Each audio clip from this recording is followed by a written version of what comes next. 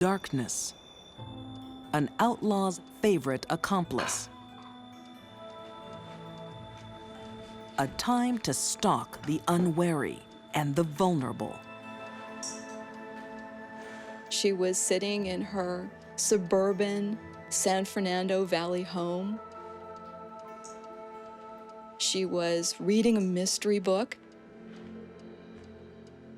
She felt safe there.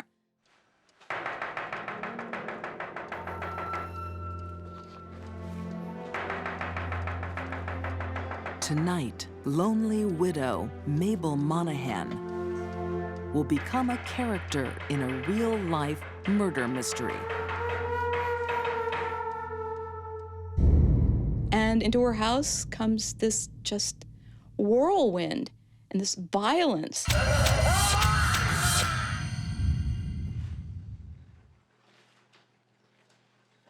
Well, this was the most brutal offense that I can recall in my 30 years of tenure.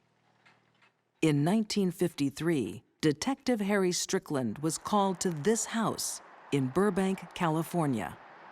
What he found has haunted him ever since. An aged lady laying on the floor, beaten about the head, her hands tied behind her back,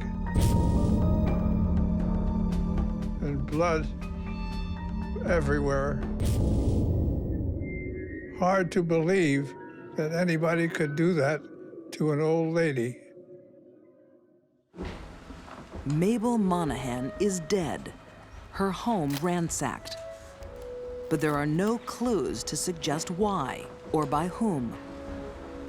The search of the home didn't reveal any prints of sufficient value. To find Mabel's killers, cops will need to leave the quiet streets of Burbank behind and enter LA's criminal underbelly. A world that good-time girl Barbara Graham calls home. Barbara Graham was a very attractive woman. She was very pretty on the outside. Hello, boy. But she was utterly amoral. And she used to go out to where the sailors were, by one of the Navy yards. Like many girls in the dockside bars, Barbara turns tricks for cash. The sailors called them seagulls because they flocked around the camp just like seagulls do, you know, at the beach. A prostitute with a heroin habit, Barbara lives on society's fringe.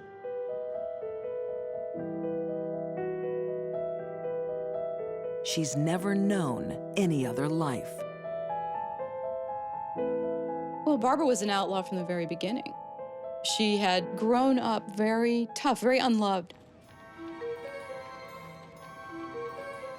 Her mother, Hortense, was such a venomous, vitriolic, horrible woman.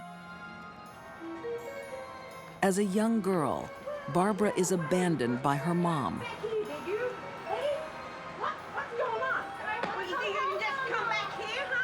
When she tries to return, she is repeatedly rejected. Hortense told Barbara when she was a little girl, you're going to be bad. You're just born to be bad. Don't you talk to me like that! I'm your daughter! I want to see your kid!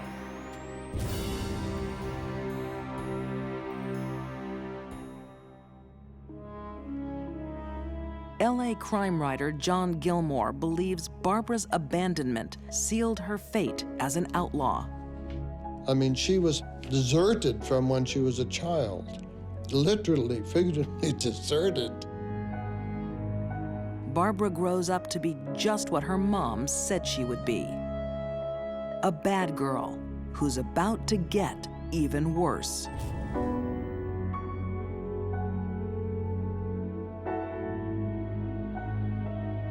Barbara's background as a young girl had a lot to do with the woman that she became. Barbara keeps the scars from her childhood well hidden, but they are looking for a way to get to the surface.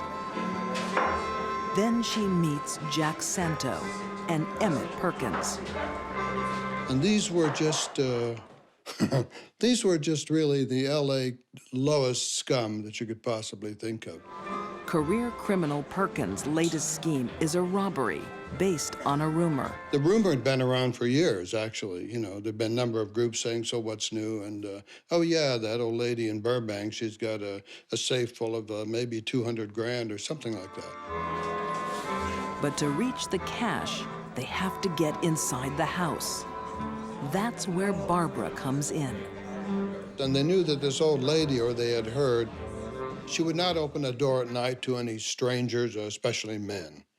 She might open the door to a woman, so they're backing and counting on that.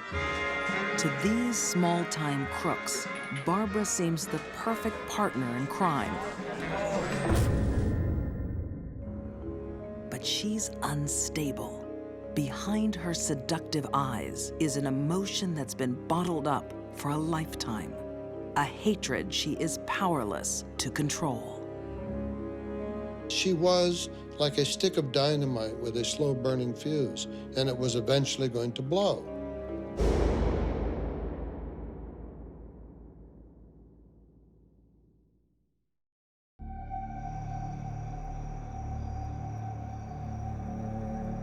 In 1950s Los Angeles, an outlaw emerges from the shadows.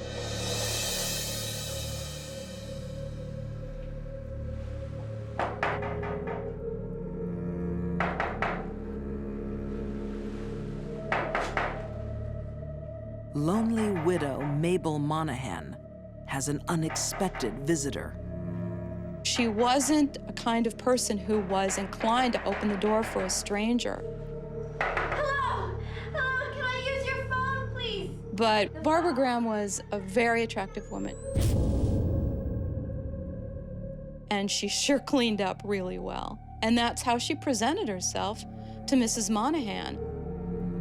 But Barbara's sweet face masks a sinister intent. Can I use your phone, please? My car is broken down outside. I just need to make a phone call really quickly. Lurking out of sight are three thieves, Barbara's partners in crime. Mrs. Monahan was still not immediately convinced, but she finally relented and let Barbara in. I'm sorry, I don't like the dark very much. Okay, here. And that was it.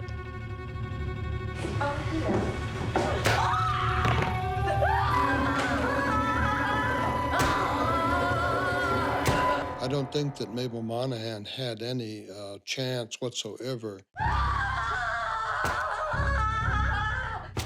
Barbara pistol whipped her. That could not possibly have been necessary. That was venting rage and fury on that poor woman. You are a terrible mother! The rage is born of a hatred for her abusive mother, Hortense.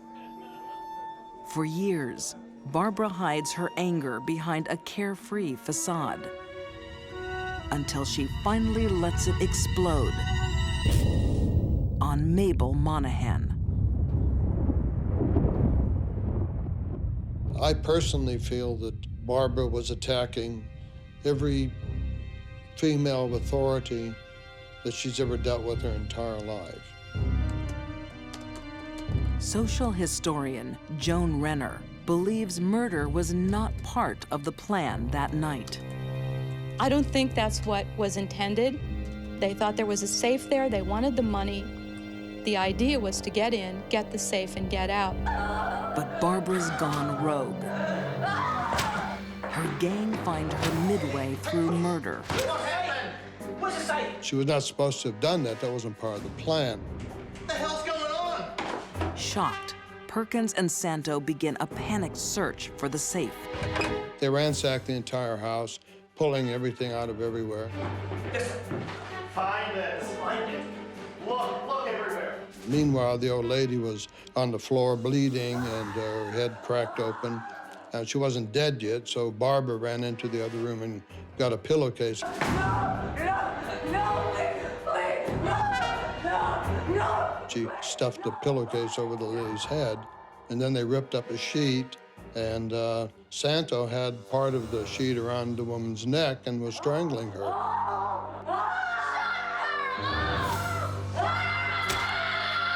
Shut up!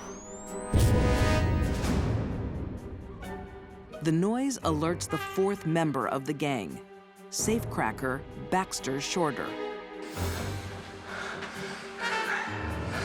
What the hell? Baxter saw Mabel Monahan on the floor, bleeding profusely from her head. He could see her bleeding through the pillowcase.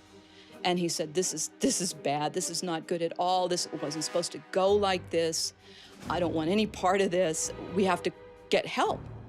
The rest of them were not interested. They just wanted to get out of there. There's no safe. We're out of here. We're out of here. We're going. Well, hey, you cannot leave her like this. Hey, you cannot leave her like this. Before he leaves, Shorter grabs a utility bill containing Mabel's address so he can call her an ambulance. He went to a phone booth. He called it in, but the dispatcher got the address, but Baxter Shorter was so upset that he didn't say that the house was in Burbank. And they couldn't find an address like that in LA. And so no one went out. And her body wasn't found until a couple of days later. With no fingerprints at the scene, police have no leads. Then an informant comes through with a name. Baxter Shorter. Well, Baxter Shorter had decided that he would come clean if he got a good deal, if he, to let him go. Baxter gives up the names of the gang to save his own skin.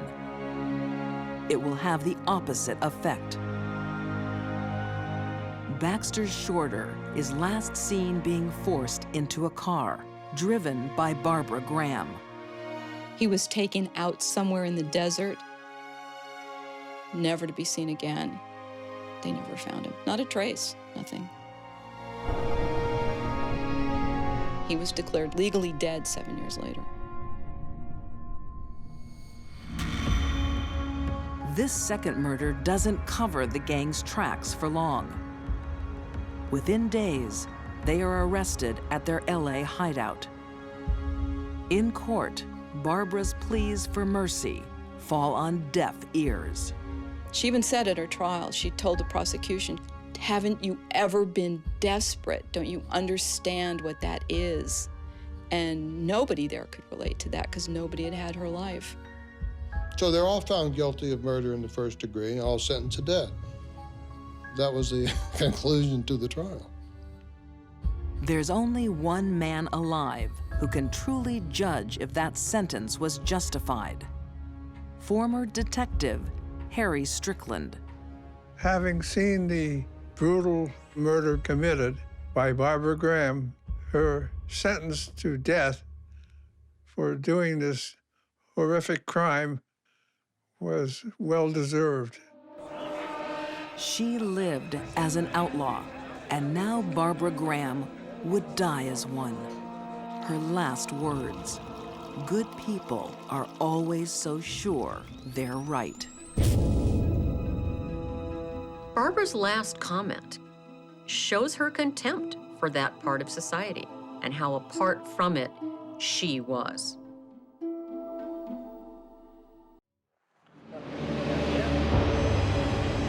What kind of power makes a man turn against his good friend and fight him to the death? She was an oversexed, bed-hopping, trashy person who thought that she was the belle of the ball. The power of a deadly woman. Sharon's a typical black widow. Marries for money, kills for profit. I'll never understand how she could murder my dad.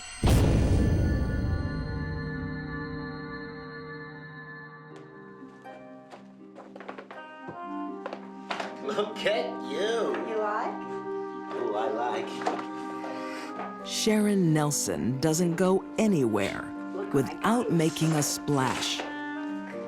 Very nice. The women in town looked at her thinking, why is she wearing that skirt so short? The men would look at her and think, wow, she's a hot little number. I'd like to get to know her. How much? Colorado doctor Perry Nelson thought the same thing. It's exactly what Sharon wants. We'll be fine. You just need to relax. Relax. Immediately, she sets her eyes on the doctor in town, Dr. Nelson, who is handsome. He's kind of charismatic. He's rich. He's got money. He's got an airplane. When Sharon meets Dr. Nelson, they're both married to other people. That doesn't stop her. 2 divorces later, she has her man.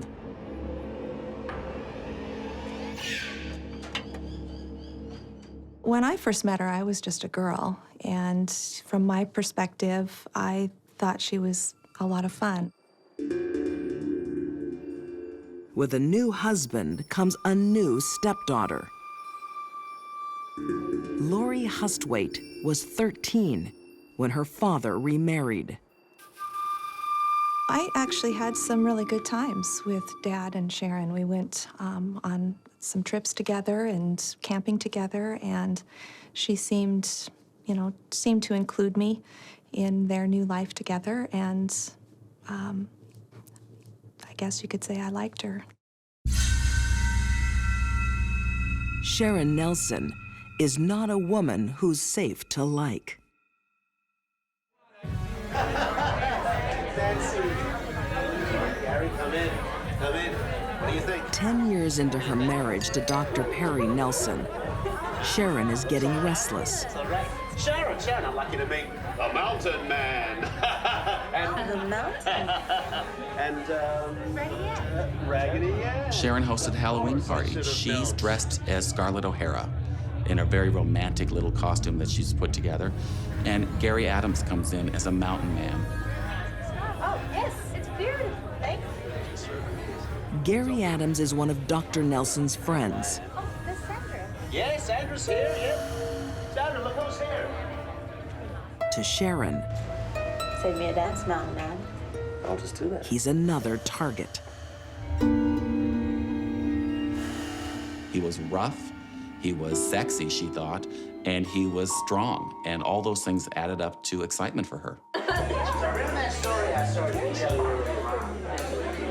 Gary will be her new lover and her tool in a deadly plan.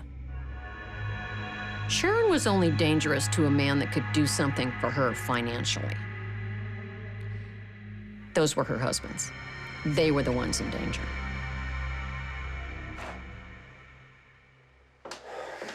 Sharon has a problem. She married Dr. Nelson for money, and now she's spent it all. What is this? A new car. The best way to refill her bank account I needed a new car. is put a price on her husband's head Yeah, but you always say that. with life insurance. Settle down. What is your problem? Don't tell me to She wanted the $200,000 in life insurance. Like this. She needed that. She wanted to fuel a lifestyle of extravagance. So the money was a motivator. Take the goddamn car back! But also, she was bored with the doctor. She wanted the excitement of a new adventure and of a new man.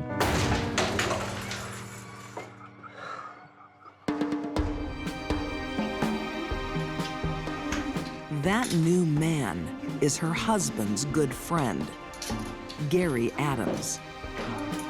Gary Adams was absolutely smitten by Sharon.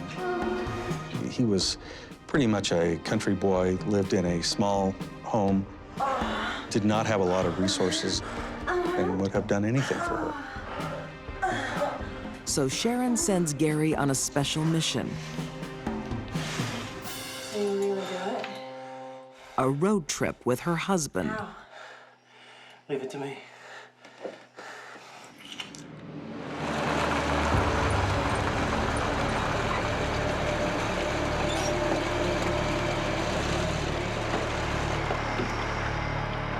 My father was headed to Denver, and Gary Adams wanted to catch a ride with him. Gary had my dad pull the car over and said he had to go to the bathroom, and came back to the car and said he had dropped his wallet. How on earth did you lose your wallet? And so my dad went to help him look. The ultimate betrayal awaits. Gary took a rock and hit him over the head with it.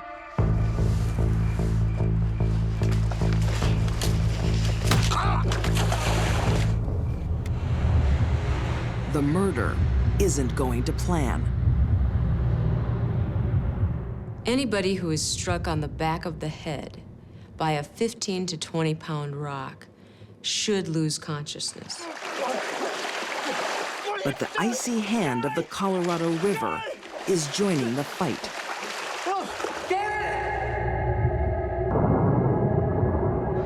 Falling into icy water may cause this individual to become alert, to awaken. This would have heightened the intensity of the fight. The icy water, the strength and the adrenaline of the victim were not the killer's friend.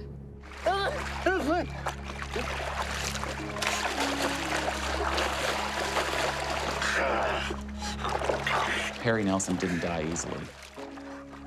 And in those last moments, he probably knew that his friend had come there to do evil to him. Can't imagine how he would have felt about being betrayed. I can't imagine what his last thoughts were.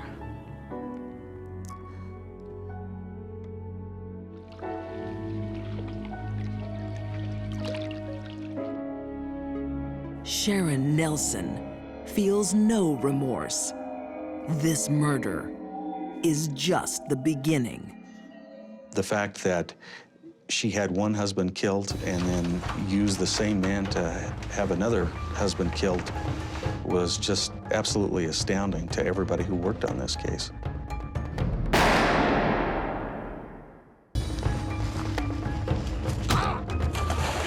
When Dr. Perry Nelson goes missing on a drive to Denver, police and his family think it's just an accident. My dad's body wasn't found for 13 months. So there was a long stretch of time there with lots of unanswered questions for us. Look at you. The answers lie with Dr. Nelson's wife, Sharon. How much was all this stuff? She ordered his death. Honey. Sharon Nelson was an extremely narcissistic individual. You just need to relax. A absolute cold and calculating person who had the ability to manipulate others. The killer is Sharon's lover, Gary Adams. He earns a bounty for his work. Shortly after Perry Nelson was declared dead and Sharon had received her insurance settlement, Gary Adams was seen driving around town in a new pickup truck.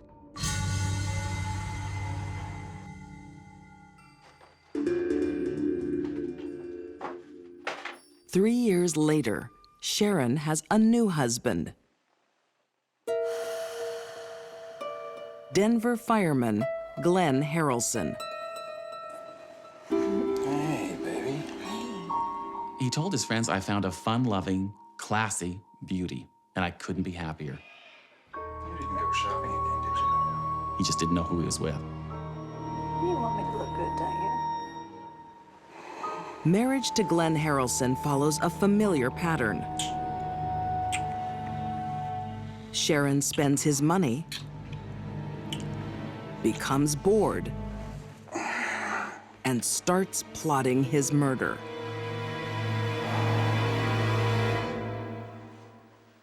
When she wanted her way out of something, she went to her go-to guy. She went to Gary Adams and said, Gary, I got to get out of this marriage. Desperately in love, Gary Adams is in Sharon's complete control. So how are you gonna do it? Well, fire and water are the only things that cover your tracks. Ready to kill for her yet again. He said, well, we've done it once. She says, I know, we can do it again.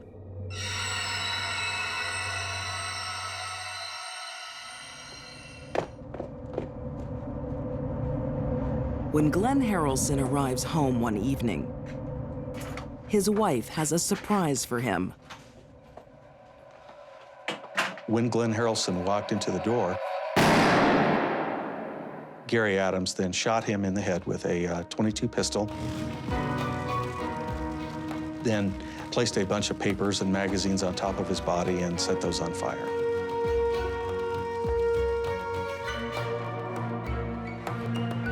Glenn's body is found in the burnt-out house with a gunshot wound.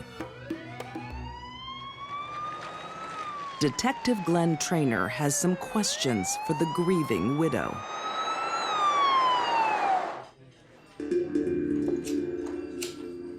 When we asked her where she was when Glenn died, she stated very quickly that she was at a friend's house who lived just down the hill from her. Did he say how?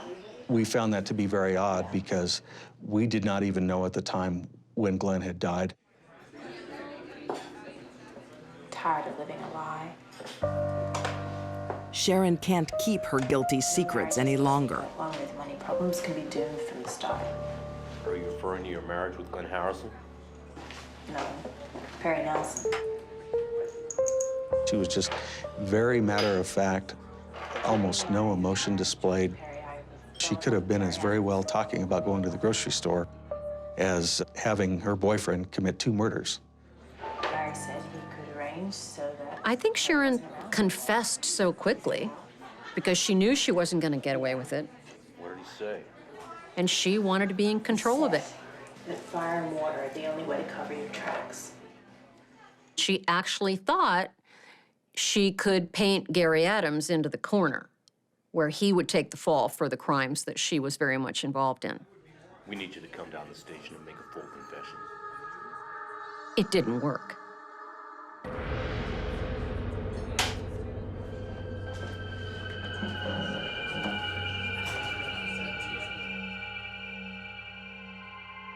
Sharon Nelson and Gary Adams plead guilty to 2 counts of first-degree murder. Both are serving life sentences. I went to see Sharon before she was sentenced and wanted to ask her why she did what she did.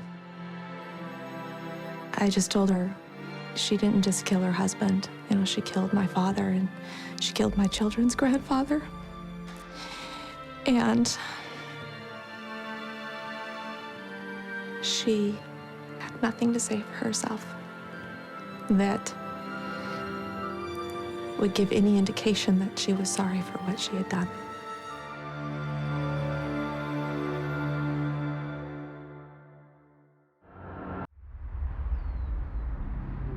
For some women, the burning desire for vengeance is a dangerous emotion. Revenge is the #1 motivator of murder. It's a very powerful force. And deadly revenge can be taken anywhere.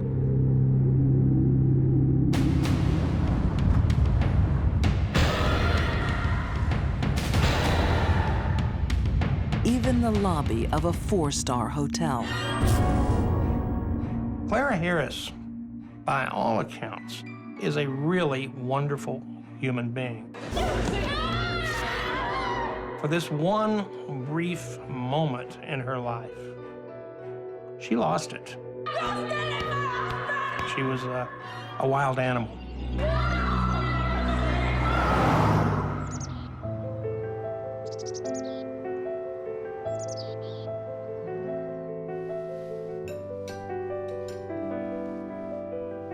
Clara Harris emigrated from Colombia and found the American dream. Oh, hey, girl. Hello. Looks good. College education, marriage to a wealthy dentist, a lavish home. But the dream has a fatal flaw. Her husband, David Harris. What's this? It's a salad. I made it for you. Yeah, but I don't like rocket in my salad. David Harris was a self-indulgent, egotistical clod. Everything about David was have the best of everything, have the best looking woman, have the best car, have the best house on the block, which they did. Texan author Stephen Long says that while David Harris seems to have it all, he still wants more. He wants his receptionist, Gail Bridges. Gail Bridges is a little cutie. She's a pretty good-looking woman herself. So it was a situation where David just wanted it all. For months, David cheats on Clara Harris, barely covering his tracks. The affair became quite obvious to the employees in David's orthodontics office. And one of them eventually went to Clara and told her.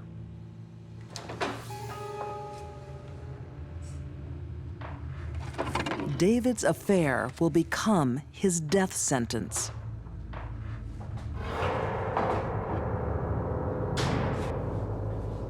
Hey, dog. Where have you been? I've been out with the guys. Out with Gail, you mean? When Clara found out her husband was having an affair, her world ended. I am your wife! I am your wife! To lose her husband was to lose everything that was important to her. Do you love her? Do you love her? Her standing in the community, how others saw her, everything. And she could not deal with that. A shattered Clara won't leave her husband. She responds with obsession about her rival for David's love. She begged him to know about the other woman, demanded that he tell her about the other woman.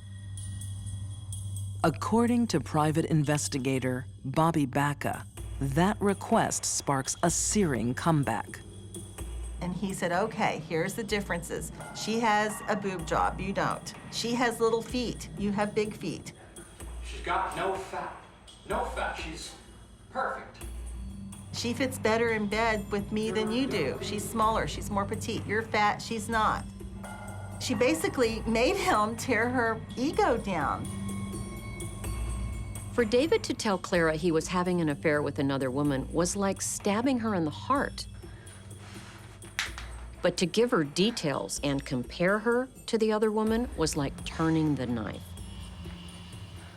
Clara couldn't take it. With jealous determination, Clara sheds the pounds. But the affair goes on. Clara was desperate to save her marriage. And she thought, because of things David said, that if she lost weight, if she was prettier, if they made love more often, that would be all it would take. But those are very shallow fixes for a very damaged marriage. Soon, the damage to her marriage will be complete when Clara takes matters into her own hands. He tells Clara he's going to break up with Gail, and he takes Gail to bed. He couldn't possibly have been thinking about what Clara would do.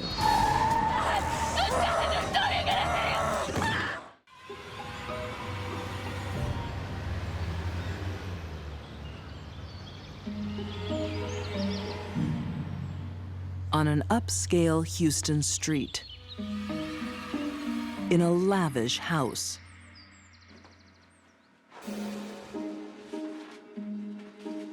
a marriage is on the rocks. Clara Harris is becoming desperate. There's no evidence that Clara has any kind of psychiatric disorder. She had cheating husband disorder. For her, big problem. Dentist David Harris has been caught having an affair with his receptionist, Gail Bridges. His next lie will turn this once loving wife into a killer. David told Clara that he was going to meet with Gail and break off the relationship once and for all. But Clara doesn't trust her husband anymore. She goes to private investigator Bobby Baca. She said, here's all the case information. He's going to meet her tonight. If you can get close and get recordings of what they're saying. She wanted that. Bobby puts one of her team on the case. She soon discovers that David Harris has no plans to break up with his lover, Gail. He went up into a hotel, checked into the hotel. He was with the other woman. Wait a minute, sexy boy.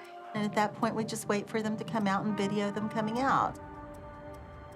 And there's no reason why a married man would be alone in a hotel with another woman unless there is adultery. Oh, I can't believe it. And he lied to me and he's down here. Right, Mom. I'm so sick of it. Mom. When Clara learns the truth from the PI firm, I'm so furious. she snaps.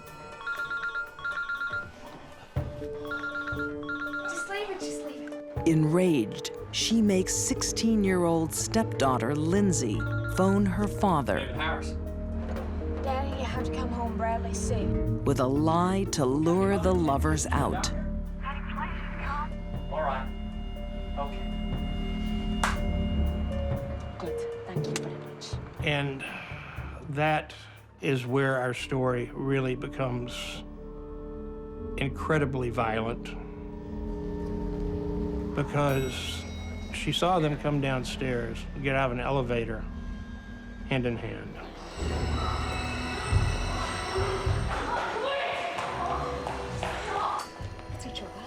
And Clara Harris lost it. Clara attacked Gail and wrestled her to the ground in the lobby of this hotel. She snapped. Flying into a rage, not caring who she hurt or how badly.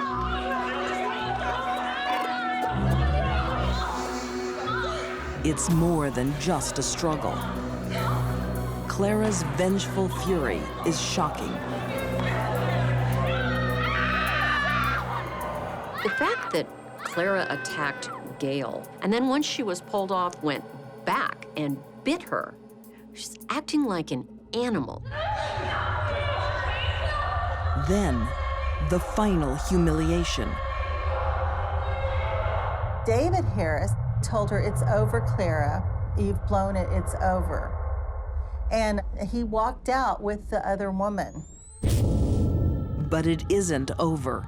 This fight is about to enter its final bloody round. I don't think there was much going on in Clara's mind at the time of the attack. Just needing to destroy the two people who had destroyed her.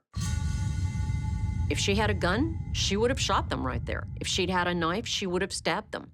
She had her hands, she had her teeth, and then she had her car.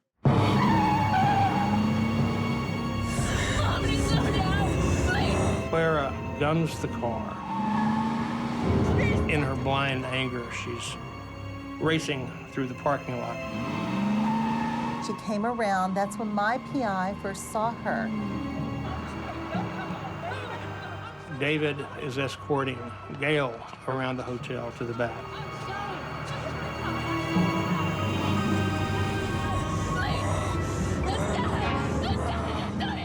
David pushed Gail. He did not get out of the way. Clara hit him. According to my investigator, when Clara's car struck David, his face hit the dash and his teeth were flying everywhere. There's more horror to come What are you doing? as Clara turns the car.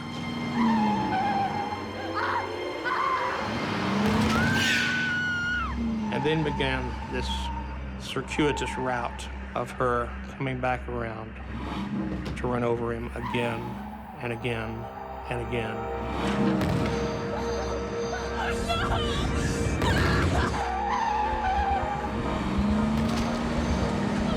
Every time that car went over David Harris, it was like a meat grinder.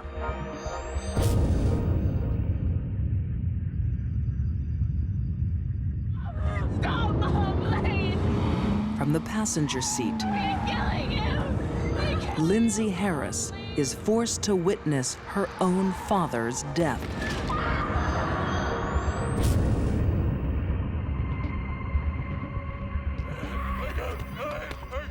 Clara stopped the car and got out and grabbed David, who was at that time barely breathing. And she picked him up and said, "David, look at what you made me do." Clara Harris is found guilty of first-degree murder and sentenced to 20 years in prison. I think Clara killed David because David killed their marriage.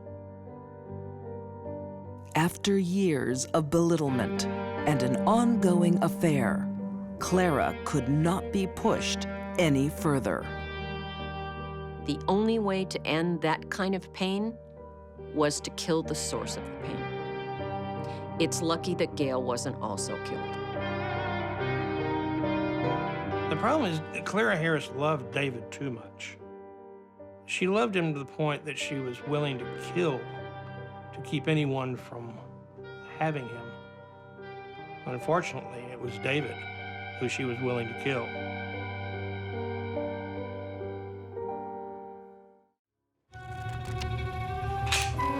Doing business with an outlaw can have hidden costs. If you owed her money and you couldn't pay her, you didn't want to pay her, she would kill you. If she owed you money for drugs and she didn't feel like paying you, she'd have you killed. Anyone that got in her way, anyone that insulted her. She just didn't care. I'm thinking if someone accidentally bumped into her on the street, they could be dead too.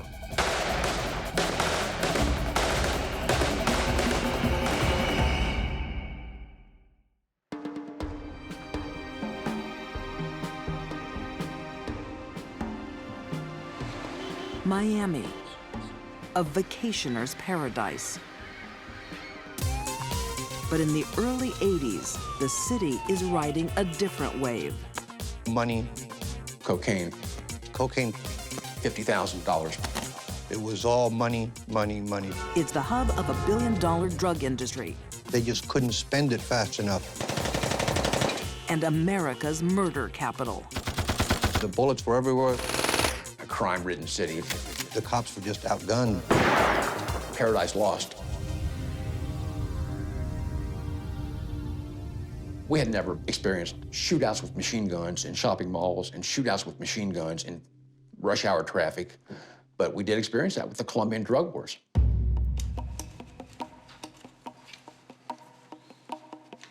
Al Singleton lived through those wars as a cop in Miami's homicide division. Our homicide rate in 1980 went from approximately 300 a year to 600 a year. So life changed dramatically in the early 80s in Miami. Across the city, ruthless men battle for control of Miami's cocaine trade. But the meanest, richest, most powerful drug lord of them all is a woman. Griselda Blanco, the godmother of cocaine.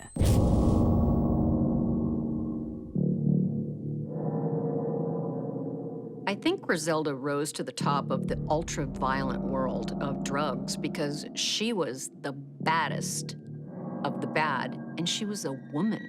Before, there had never been a woman with that much power and that much control in the drug business anywhere. The secret of Griselda's success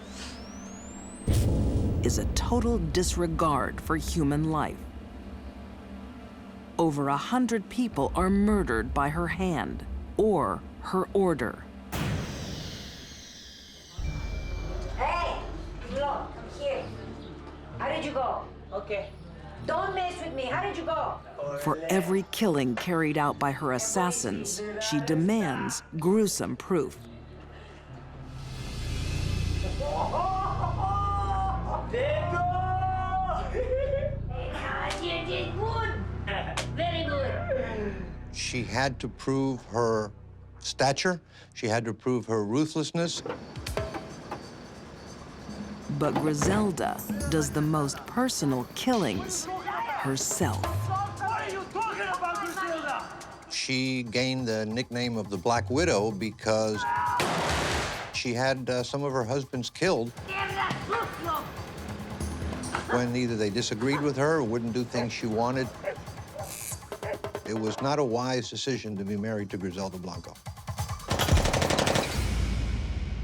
Griselda Blanco's violent rise to the top of the drug world begins at the very bottom. She started in Colombia. She came from a very poor family, had a very rough childhood, was prostituted over there. ¿Entendiste, señorita? ¿Le haces caso? Raised in a slum, she's treated as a commodity to be bought and sold.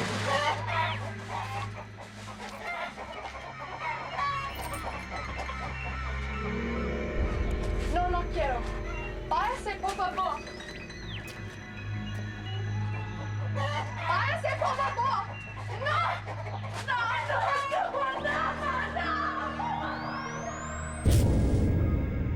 Age 16, she uses forged documents to escape to the United States. She decided to stop being the victim and become the victimizer, and that worked out well for her. It didn't work out for very many people that met her, though. Watching Griselda's rise to infamy was Miami cop Nelson Andrew. Things just fell into place for her, and she became the number one in South Florida and Colombia. Griselda orders murders as readily as other businesses order stationery. But one killing will shock even hardened cops. It begins when Griselda puts out a contract on one of her own hitmen, Chucho Castro. Once they determined where Chucho had been living, they surveilled the house. They saw his car leave the garage of his home one day. They decided to follow it. But the killers don't know that Chucho is not alone. They did not see the fact that in the front seat of the car next to the driver was his son.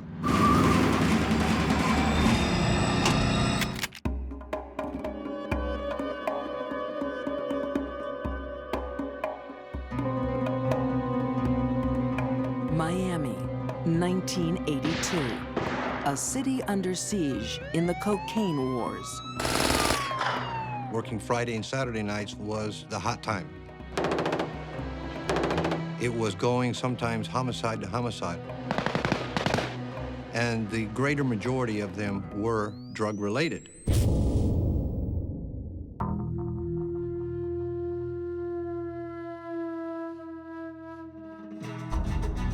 Of all the murders, one leaves a terrible mark. Chucho Castro is taking a drive with his son, Johnny.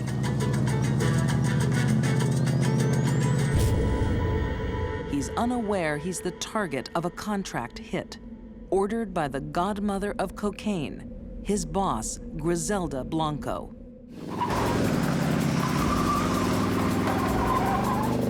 The van pulls alongside of them. They slide the door of the van open, and they start machine gunning the car.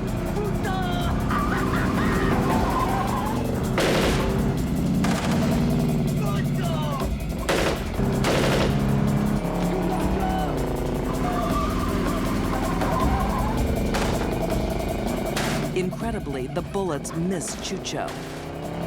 His son Johnny is not so lucky. He, of course, was hit, and that's how Johnny Castro was killed.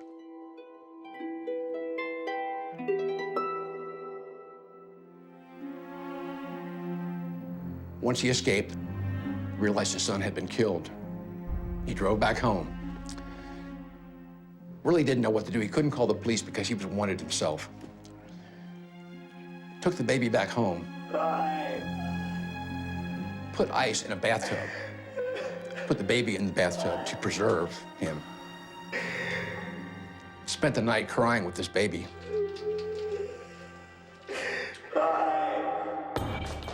Meanwhile,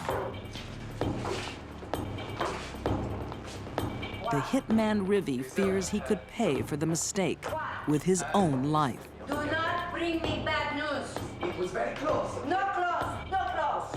What's the matter? No, You listen listen. to me. You stupid. Look at the little son.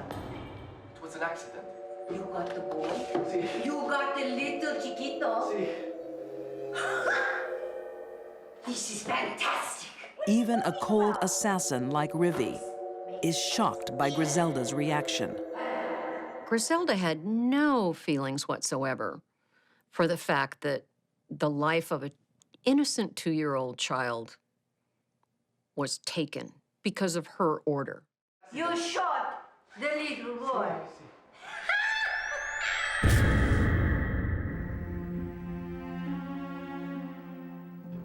I don't understand.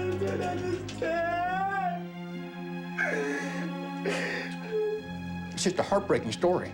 And when you think about what a shame it was that this baby had been killed, and the glee that Griselda took in the fact that they were successful in killing this baby, you know, words can't describe how evil this is.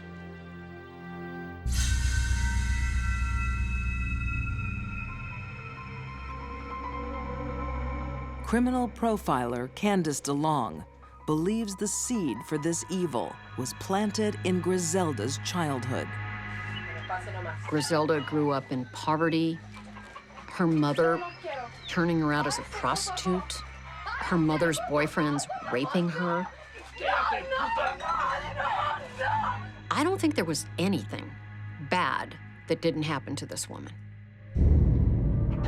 Cruelly abused as a child, Griselda grows up to become the cruelest abuser of them all. Griselda's upbringing was extremely violent, neglectful, and depraved. That ended up being the very world she became queen of. But in the mid-1980s, Griselda's empire comes crashing down. That's your job! Her hitman Rivi is arrested and decides to testify against her. It looks like the godmother is headed for death row. But Rivi is deemed an unreliable witness, and the woman linked to dozens of murders takes a plea bargain in return for just 20 years in prison. There is no one that deserves to be on death row more than Griselda Blanco. The fact that our case fell apart because of witness problems, to this day, enrages me. Griselda Blanco is released in 2004 and deported to Colombia.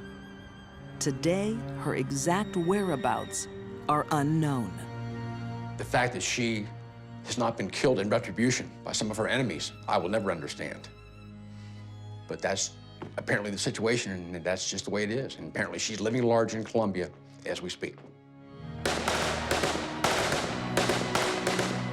Griselda's world was kill or be killed. And if you're gonna be a killer, be the best. And she was.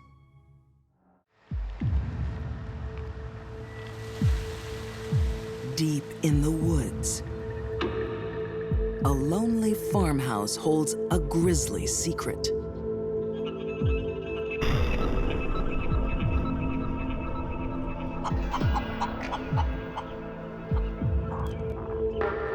Police are looking for a young man, reported missing.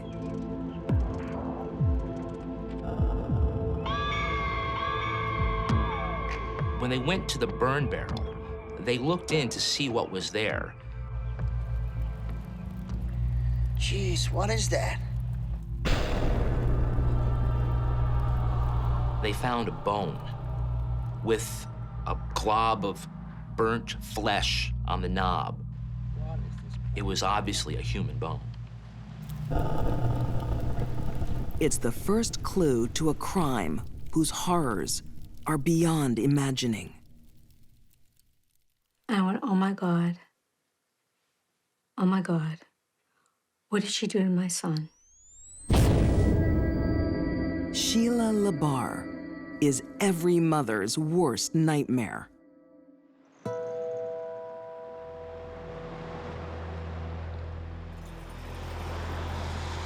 Epping, New Hampshire.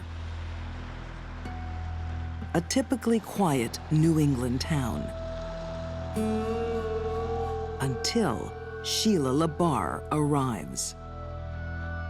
She's very smart. She would use her wits, use her charm, her Southern accent. Well, don't you look fine? Ah, baby! Wow, you like it? You like it? I think it's just so sexy. She's incredibly confident. She was not afraid to flirt.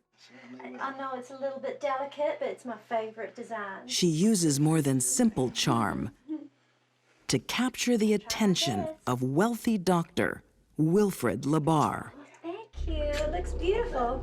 Yeah, I think we... Wilfred Labar placed a Lonely Hearts ad in a magazine looking for some company. Sheila saw this ad and responded to it by sending topless Polaroid photos of herself. You can imagine if you are in your 60s and you're widowed, it wasn't much longer before Sheila moved from Alabama to Dr. Labar's farm.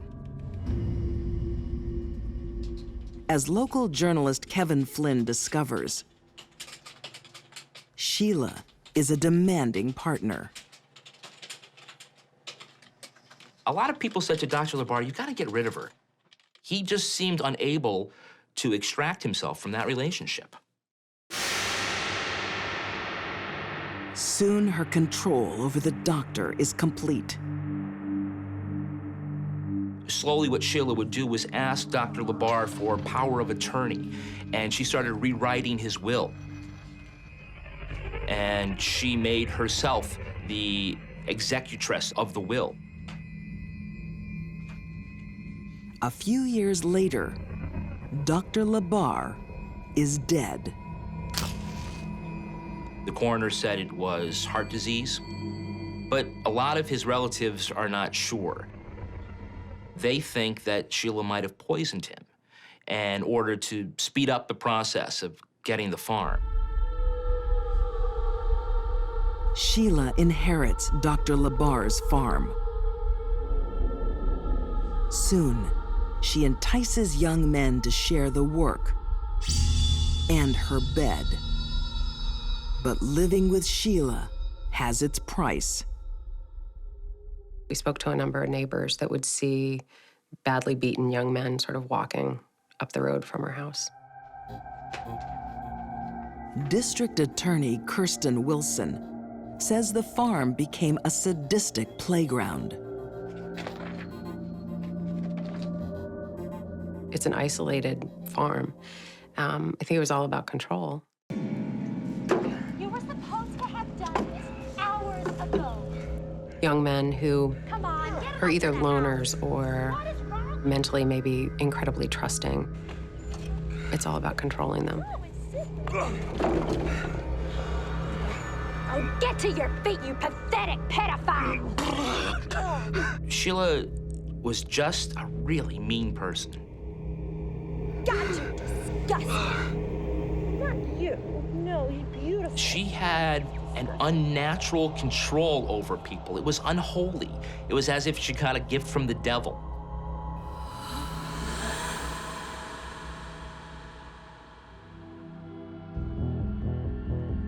In February 2006, Sheila is on the prowl for a new victim. Someone innocent and defenseless. Someone like Kenny County. Kenny was a lovely, lovely boy.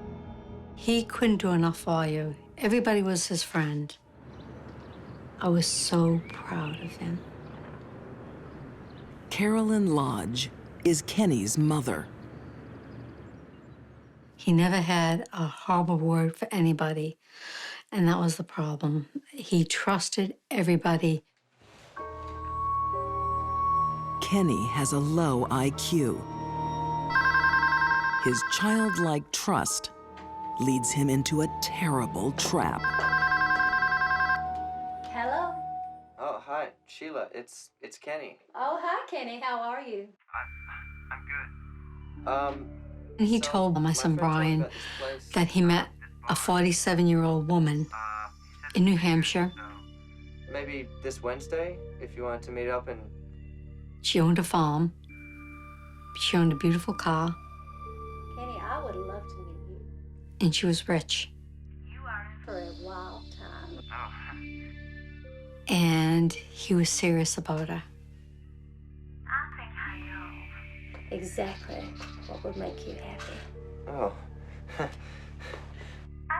She chose that person. I think you should come over. Someone who was physically weak and mentally weak.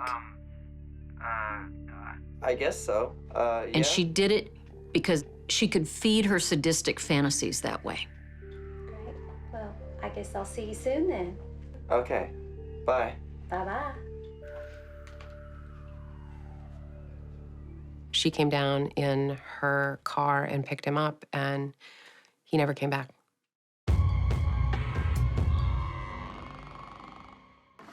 Those got them? Sheila LaBar is a woman with a deadly passion. Her prey are young men. She used her feminine wiles to get their attention, and then she isolated them from everyone else, and then began the torture, psychological as well as physical. Kenny County is her latest victim. Tonight, his mistress is taking him shopping. What the hell are you looking at? You don't see anyone in a wheelchair before? Kenny couldn't walk. He had bruises all over his face. His complexion was an odd color of green. The people who worked at the store were really concerned about him. Good afternoon, Miss LaBar. For weeks, Kenny has been in the clutches of a master manipulator. That's ridiculous. From who? You all right? Hey. You look off. Hey, don't talk to me. You don't have to Kenny answer. didn't ask for help. You don't have to answer anything. He was you under don't. Sheila's spell, and that's what Sheila wanted. Now, if you don't mind, we'd like to leave. You okay? When they left that store that night, that was the last time Kenneth County was seen alive. Weak, defenseless, Kenny County is in grave danger. Late one night, Sheila makes a frenzied call to police. He's a pervert. He's a child molester. Kenny County. I can prove it. Sergeant Gallagher received a telephone call from Sheila, and she seemed somewhat frantic. Sheila obsessively records everything she does.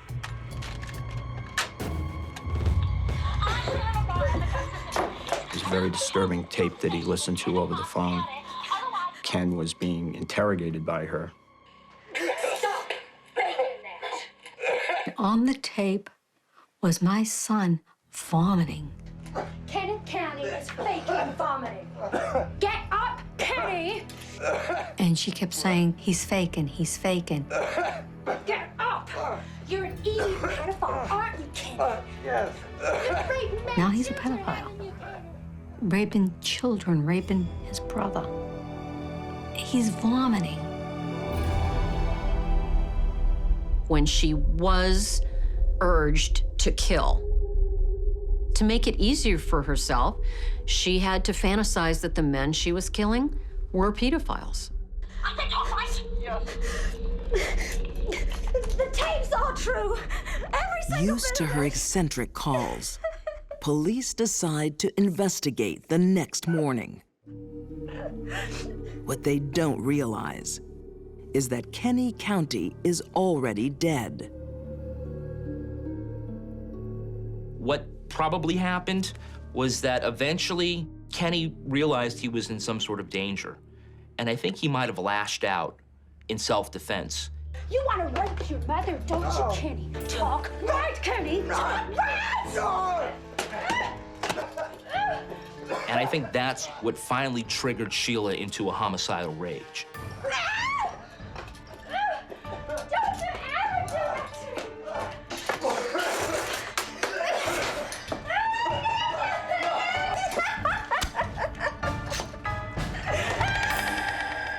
There was blood on the walls, on the floor, there were puddles, there was spray.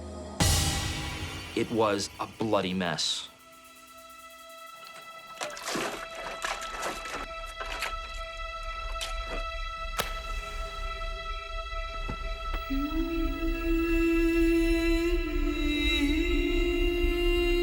With her victim dead,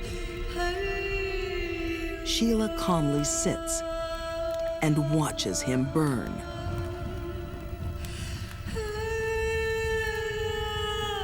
He was dismembered. Sorry. And he was put in a pit and burnt.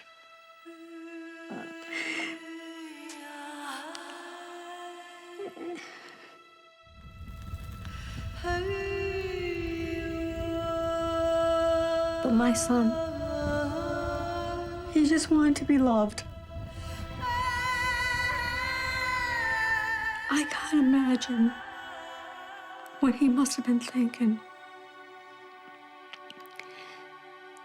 Because he was so all alone.